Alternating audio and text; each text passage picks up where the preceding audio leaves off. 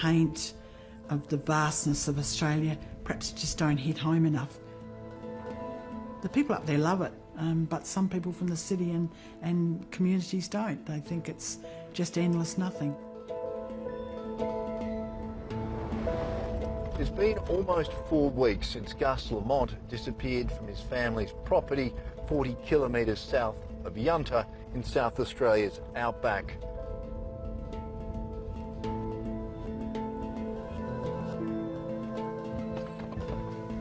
Despite 2 extensive searches in and around the 6,000 hectare property, almost no sign of the 4-year-old has been found.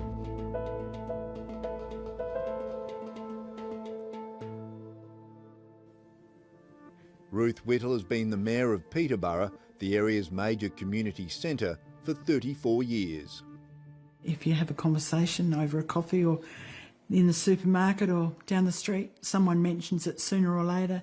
Somebody talks about the latest news that we've heard, either on the radio or the TV.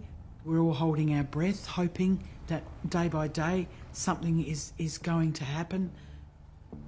A major search is underway for the child who police say wandered away from his family home. He'd been playing in the sand outside his home when his grandmother went to check on him about 5 o'clock late Saturday. So they looked around the area until they actually called emergency services. Our hearts are aching and we are holding on to hope that he will be found and returned safely. Community and SES volunteers joined a full-scale police search of the property where he lived with his grandparents, mum and 1-year-old brother. Fleur Tiver's family owns a neighbouring property. She joined the search once she heard the news. They are absolutely just in shock, exhausted. These are some of the best people you would ever find anywhere. They are the sort of people that you need as your neighbours because they are honest, reliable, trustworthy. The search for Gus has come in fits and starts. Last week, police abandoned their second search. The only evidence that's been found is a child's boot print 500 metres from home. I can't imagine what they're feeling, but uncertainty is always the worst, isn't it? They don't know where he is, how he is, if they'll ever find him, and that has got to be the absolute worst thing that could happen to anyone. Keith Noble has lived in the area all his life and knows the missing boy's family. Well, that's something that's got me beat, how a little 4-year-old could get too far away from the place before they found traces of him has got me beat. Until you're out in this station country, it's hard to get a sense of the scale of the place and the isolation. We're currently just northeast of the property, about 45 minutes drive from Yunta, and we've barely seen another vehicle. Just goats, sheep, birds and the occasional kangaroo.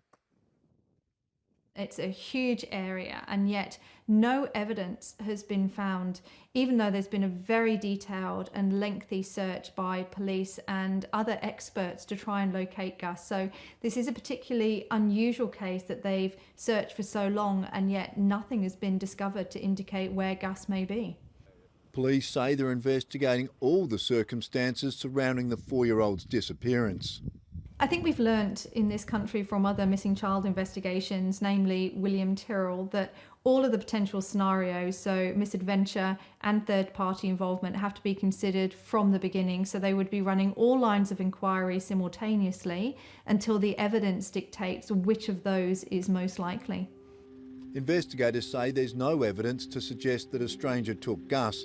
They say it would have been hard for someone to go unnoticed, given they would have had to travel along a dirt road and through a number of gates before reaching the property.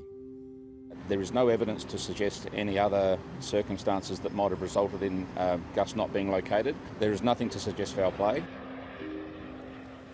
Criminologist Dr. Xanthi Mallet says cases like the disappearance of Gus Lamont are rare and that the investigation is more challenging because of its remote location. So they won't have cell tower data, for example, they won't have CCTV, they won't have dash cams to rely on. So there's less evidence to collect in that technological form, and there may also be less witnesses. So in a very remote area, it can be particularly problematic for police. Police have called off the search for Gus but continue to investigate his disappearance. Back in Yunta, Fleur Tiver says she won't give up. So we hope he is alive, and we haven't given up hope. We know he's out there somewhere. We just need to find him.